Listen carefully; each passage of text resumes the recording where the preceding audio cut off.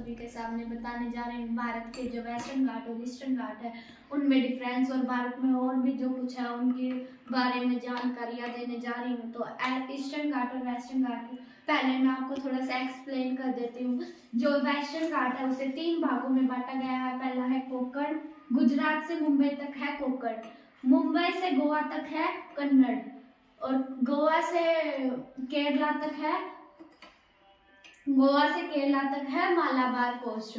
अब जाते हैं हम ईस्टर्न घाट में। ईस्टर्न घाट को दो भागों में बांटा गया है। वो है, पहला तो है नॉर्थर्न और दूसरा क्या है कोरोमंडल कोस्ट। अब मैं आपको 2-3 पॉइंट्स और हैं वो मैं आपको बता देती हूँ। फर्स्ट पिक है जो इस वेस्टर्न घाट की जो हाईएस्ट पीक है वो है अन्नाईमुडाई। कौन सी है? अन्नाईमुडाई। और वो कौन से राज्य में है? वो है केरला में। कहाँ पे है? केरला में। अब चलते हैं ईस्टर्न घाट की तरफ। जो ईस्टर्न घाट की जो हाईएस्ट पीक है वो है महेंद्रगिरी, और वो कौन से राज्य में है? उड़ीसा में। कहाँ पे है? उड़ीसा में। अब चलते हैं हम दूसरे स्टेप की ओर। तो दूसरा स्टेप यह है कि जो हमारे वेस्टर्न घाट पे जो नदियाँ बहती हैं वो है नर्मदा और तापी। कौन कौन सी है? नर्मदा और तापी। जो ईस्टर्न घाट में जो नदियाँ हैं वो है गोदावरी, कृष्णा, कावेरी। अब चलते हैं हम वेस्टर्न घाट की ओर। तो वेस्टर्न घाट की जो नदियाँ हैं वो बनाती है एस्चुरीज। क्या बनाती है? एस्चुरीज। और जो ईस्टर्न घाट की जो नदियाँ हैं वो बनाती है डेल्टा। वो सभी नदियाँ एक जगह मिलकर डेल्टा बनाती है, ऐसे पंजे की तरह सभी नदियाँ ऐसे मिलकर ऐसे डेल्टा बनाती है। अब चलते हैं हम बांगर और खादर के डिफरेंस की ओर। तो बांगर की जो सोइल है वो ओल्ड एल्यूवियल सोइल है। जो खादर की जो सोइल है, khadar is a new alluvial soil.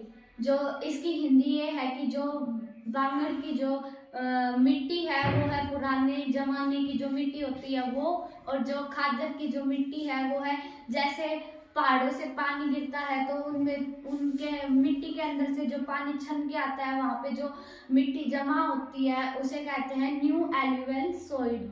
अब चलते हैं बांगर की ओर। तो बांगर की जो the soil form as in basic में जो सोइल होती है उसे कहते हैं हम बांगर की सोइल। और जो जैसे अब दूसरा पॉइंट है जो बांगर की जो सोइल है वो अपनी एग्रीकल्चर के लिए सुइटेबल नहीं है, वो लेस फर्टिलिटी सोइल है। और जो खादर की जो सोइल है वो there is more fertility soil, और वो हमारी एग्रीकल्चर के लिए सुइटेबल है। हम उसमें अच्छी तरह से खेती कर सकते हैं, हमारे पास अच्छा अनाज प्राप्त होगा। अब मैं आपको कुछ और जानकारियाँ देती हूँ। मैं आपको कुछ हमारी जो प्लेट्स है, टेक्टोनिक प्लेट्स हैं, उनके बारे में बताने जा रही हूँ। 2 प्लेट्स होती हैं, कन्वर्जिंग और डाइवर्जिंग। तो उनकी जो डेफिनेशन दे देती हूँ, कन्वर्जिंग क्या होता है और डाइवर्जिंग क्या होता है।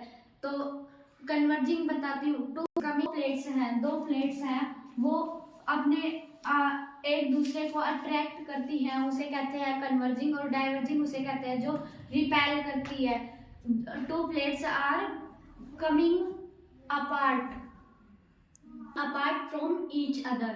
जो एक दूसरे से रिपेल करती है, दूर जाती है, उन्हें कहते हैं डाइवर्जिंग प्लेट्स। बताने जा रही हूँ जो हमारी रिवर्स हैं जो कहाँ कहाँ से गुजरती हैं, कहाँ कहाँ जाती है। तो जो हमारी रिवर्स है वो जम्मू एंड कश्मीर से आती हैं।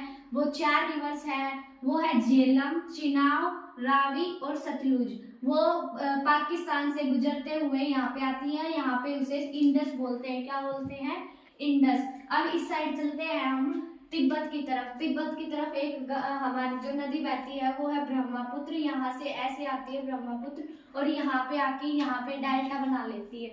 जो ब्रह्मपुत्र है, मैं आपको कुछ जानकारी देती हूँ। जो हमारी माउंट एवरेस्ट है जो हिमाचल प्रदेश में है, उसे 3 भागों में बांट रखा है। फर्स्ट है हिमाद्री।